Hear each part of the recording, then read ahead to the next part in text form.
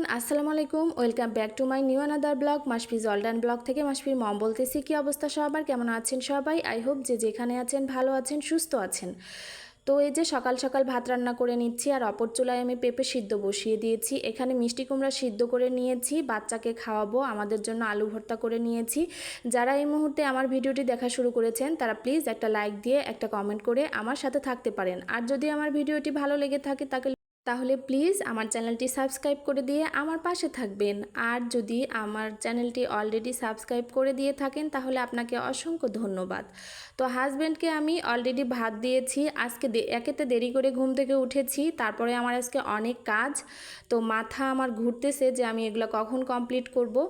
তো আমি আলু ভর্তা দিয়ে ভাত রেডি করে দিয়েছি, আর এপাশে আমি পেঁপে সিদ্ধ করে সব ধরনের তরকারি রান্না করার জিনিস রেডি করে নিয়েছি, যেন পরে তাড়াতাড়ি করে রান্না করতে পারি।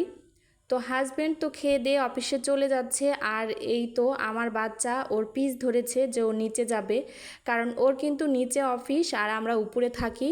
তো প্রত্যেক দিন বাবু এভাবে একটু বিরক্ত করে, অফিসে যাবে কিন্তু আমি বলতেছি যে তোমাকে নাস্তা শেষ করে দেই, তারপরে হচ্ছে আমি নিচে গিয়ে ওকে দিয়ে আসবো, কারণ আমার আজকে উপরে কাজ আছে, নিচে দিয়ে আসলে আমার একটু সুবিধা হবে। তো আমি বাবুকে নিচে দিয়ে এসেছি, আর এই সময় আমি বিছানাটা রেডি করে নিব, কারণ কালকে সব ধরনের বেডশিট পর্দা সব ধুয়েছি, আজকে ওগুলো রেডি করে নিব। তো অলরেডি আমার বিছানা রেডি করা হয়ে গেছে। ছোট বাচ্চা আছে, সব সময় এভাবে থাকে না, এখন গুছাচ্ছি 1 ঘন্টা পরে নষ্ট হয়ে যাবে। তো পর্দাগুলো ধুয়ে দিয়েছি আমি, সেগুলোও লাগিয়ে নিয়েছি। আমি আর একটা রুমের বেডটা ঠিক করে নিচ্ছি। মাসফিকে যেহেতু আমি নিচে পাঠিয়ে দিয়েছি, তাই টার্গেট নিয়েছি এই 2-3 ঘন্টার মধ্যেই আমি সব ধরনের কাজ করব। আর ও কখন চলে আসবে সেটা কিন্তু বলা যাচ্ছে না, ওর যখন মনে হবে যে আমি বাসায় চলে যাব তখন কিন্তু বাসায় চলে আসবে। তো আমি চেষ্টা করতেছি ও চলে আসার আগেই আমি যতটুকু কাজ করতে পারি। তো ফার্নিচারগুলো মুছে নিচ্ছি, কালকে আমি মেঝে ক্লিন করে নিয়েছি, আজকে শুধু ফার্নিচার মুছবো আর বিছানার চাদর পেরে দিব। তো কাজ কিছুটা কমপ্লিট না হতেই সে চলে এসেছে, তার খাতা এবং কলমের বক্স নিয়ে যেতে, সে লেখালেখি করবে। তো একটু লিখতে থাক, ততক্ষণে আমি আরও কিছু কাজ করে নিব। ও যখন কার্টুন দেখে বা লিখতে দিয়ে ততক্ষণে আমি কাজ করি, মাশাল্লাহ ও বিরক্ত করে না। তো আমার এদিকে কলমের বক্স খোলার জন্য সে আবার চলে এসেছে। কলমের বক্সটা যেহেতু একা খুলতে পারে নাই, তো কলমের বক্স আমি খুলে দিচ্ছি, সে কলম নিবে। পেন্সিলটা দিয়ে কম লিখতে চাই, কলমটা দিয়ে একটু বেশি লিখতে চায়। তো ও লেখালেখি করুক, ব্যস্ত থাকুক।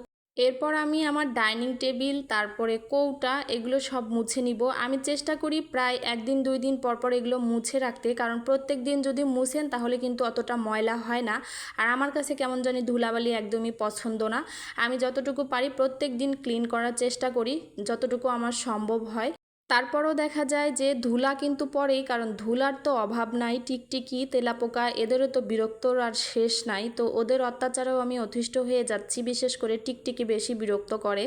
সব ধরনের কৌটা দেখা যায় 1-2 দিন পর ময়লা হয়ে যায়, ওদের জন্যই ওরা ময়লা করে রাখে। আমি এগুলো মুছামুছি শেষ করে নিব। আর ওদিকে বাচ্চা কিন্তু লিখতেছে, ওকে লিখতে দিয়েছি, ও কিন্তু লিখতেছে, আর সেই জন্য সে বিরক্ত করতেছে না। তাছাড়া তো সে কতবার আমাকে পিছ থেকে টানাটানি করতো, আমি কাজ করতে পারতাম না। তারপর আমি ফ্রিজটাও মুছে নিব, পাশে যে আমার শু ক্যাবিনেট আছে সেটাও আমি একটু মুছে নিব, কারণ এগুলো আমি প্রতিদিনই মুছে থাকি। আর সোফাটাও ক্লিন করে নিব, কারণ আমার ডাইনিং রুমটা প্রচুর এলোমেলো করে রেখেছে, বাচ্চা খেলনা ছড়িয়ে। এই দেখেন, এগুলো আমি একটু গুছিয়ে রাখবো। সে কিন্তু লেখা শেষ করে বারান্দায় গিয়ে লাফালাফি করতেছে, নিচে কেউ একটা দাঁড়িয়ে আছে তার সাথে কথা বলতেছে। আর সে নিচে কাউকে দেখলে উপর থেকে ডাকাডাকি করবে, কথা বলবে। তো আমি এপাশে গ্লাস ক্লিনার দিয়ে আমার শোকেজের গ্লাসগুলো মুছে নিব। কালকে প্লেট বাটি সব মুছে নতুন করে আবার সাজিয়েছি। আমার বাসায় কিন্তু আহামরি কোনো ফার্নিচার নাই, তবে যতটুকু আছে ততটুকু আমি সব সময় গুছিয়ে রাখার চেষ্টা করি। একটা মেয়ে কিন্তু সংসারের সব জিনিস গুছিয়ে রাখে, এবং মেয়েরা কিন্তু সংসারে কাজ করতে কখনো ক্লান্ত হয় না। আমি তো কখনোই ক্লান্ত হই না সংসারে কাজ করতে, সংসার গুছিয়ে রাখতে আমার কিন্তু খুব ভালো লাগে। আপনাদের কেমন লাগে প্লিজ একটু কমেন্ট করে জানাবেন। আর আমি চেষ্টা করি সবসময় যেন ব্যস্ত থাকি, ব্যস্ত থাকলে আমার কাছে অনেক ভালো লাগে। তো তারপরে আমার হঠাৎ রুম পরিষ্কার করতে যেয়ে একটা সিনারি একটু পড়ে গ্লাস ফেটে গেছে, তো সেটা আমি দেখলাম উপরে ঝুলিয়ে রাখলে যদি নিচে কাজ পড়ে যায়, এজন্য আমি ওয়ারড্রপের মাথায় সেটা রেখে দিলাম। একদিকে কাজ করতেছি, আরেকদিকে কিন্তু আমি রান্নাটাও বসিয়ে দিয়েছি। একদিকে আমি আলু দিয়ে মুরগির মাংস আর আরেকটা চুলায় কিন্তু আমি পেঁপে ভাজি বসিয়ে দিয়েছি। পেঁপেটা আমি ভাপিয়ে নিয়ে ভাজি করি, কারণ কষটা চলে যায় আর খুব মজা হয় পেঁপে ভাজিটা। তো আমি তরকারিতে কষানোর মাঝখানে একটা রসুন দিয়ে দিব। আমার কাছে গোটা রসুন গরুর মাংস আর এই যে মুরগির মাংসতে খেতে অনেক ভালো লাগে। আজকে কিন্তু রেসিপি শেয়ার করতে পারিনি, কারণ আজকে আমার অনেক কাজ। আমি অনেকগুলো পর্দা ভিজিয়েছি। রান্না শেষ করে আমি কিন্তু বাচ্চাকে খাইয়ে দিয়ে তারপরে পর্দা ধুতেই চলে যাব। আর এই অবস্থায় আমি এই যে চুলাটাও ক্লিন করে নিচ্ছি। অলরেডি তরকারিটা হয়ে গেছে, তো চুলাটা ক্লিন করে রাখলে ভালো হয়। আমি প্রত্যেক দিন রান্না শেষে আমার চুলা রান্নাঘর ক্লিন করে তারপরে বের হই, একটাও এলোমেলো প্লেট রাখি না। তো এদিকে আমি পেঁপে ভাজি এবং তরকারিটা কড়াই থেকে বেড়ে দিয়েছি, এগুলো ঢেকে রেখে দিব।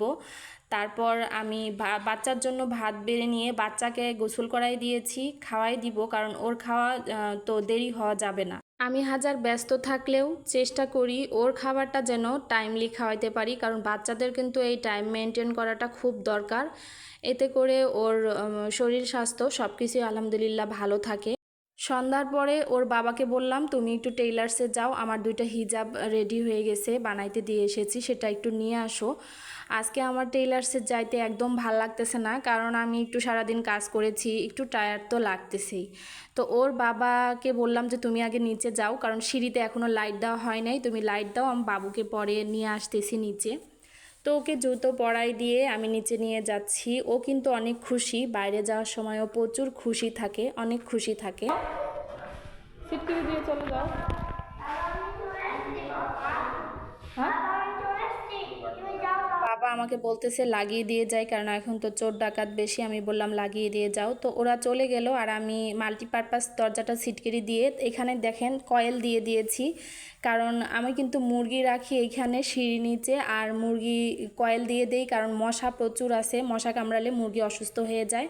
তাই আমি মাঝে মাঝেই কয়েল দিই। ছোট অবস্থায় কয়েল না দিলে মুরগিকে যদি মশা কামড়ায় তাহলে কিন্তু মুরগি অসুস্থ হয়ে যাবে। খাও, তুমি খাবার দাও। তুমি নাও, হাত দিয়ে নাও, ডান হাত দিয়ে নিয়ে খাও। এভাবে ধরে কামড় দিয়ে নাও, কামড় দিয়ে খাও এভাবে। তো এখানে ওর বাবা টেইলার্স থেকে অলরেডি হিজাবগুলো নিয়ে এসেছে। সেলাই করা কিন্তু অনেক সুন্দর হয়েছে মাশাল্লাহ। একটা আমি পরে আছি আর এই একটাই 2টো বানাতে দিয়েছি। তো এখানে এই যে আমি একটা পরে আছি, এটা মাশাল্লাহ অনেক সুন্দর করে বানিয়ে দিয়েছে। আমি এখানে বেক্সি বয়েলের 3.5 গজ কাপড় নিয়েছিলাম, তো অনেক সুন্দর হয়েছে। তো আজকের ভিডিও এখানে শেষ করে দিচ্ছি, দেখা হয়ে যাবে নেক্সট কোনো ভিডিওতে। ততক্ষণ পর্যন্ত সবাই ভালো থাকবেন, সুস্থ থাকবেন, আমাদের জন্য দোয়া রাখবেন। আল্লাহ হাফিজ সবাইকে।